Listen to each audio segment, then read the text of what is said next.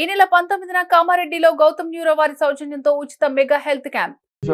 Sir బొమ్మ Nataratna doctor Nandamuri Taraka Ramarao అలాగే party వ్యవస్థాపకులు ఆయన ఈ 28వ వర్ధంతి సందర్భంగా అందరు ఇక్కడికి ఆయన ఘాట్కి నివాళులు అర్పించడానికి ఇక్కడికి రావడం జరిగింది. ఈ భూమి మీద ఎందరో పుడతారు గెడతారు కానీ అందరూ మహానుభావులు కాలేరు. ఒక మనిషి మహోన్నత విద్యాపథంలోకి నడవాలంటే, అత్యున్నత శిఖరాలకు నడవాలంటే సత్సంకల్పం కావాలి, అక్కడ దీక్ష పొనాలి, నీ దారిలో నువ్వు నడవాలి. కొందరు పుడతారు పరమార్థం కోసం, ఏదో సమాజాన్ని ఉద్ధరించడం కోసం, అంటే వాళ్ళకి చావు పుట్టుకలతో సంబంధం ఉండదు.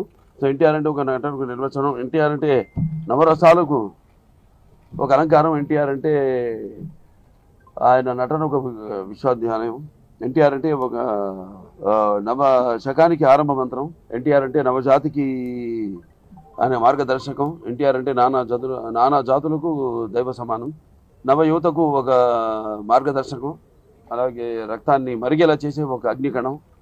అలాగే ఎన్టీఆర్ అంటే ఆయన నడిచిన మార్గమే భగవద్గీతలో సాగిన ఒక జీవన విధానం. అందుకే ఆయన నిరంతరం ప్రజల గుండెల్లో శాశ్వతంగా సజీవంగా మిగిలిపోయిన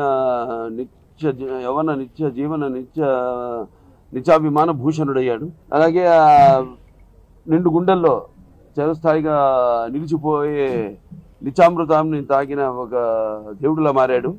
మరణమే లేని చిరస్మరణీయ మహనీయుడు అనిపించుకున్నాడు ఆయన.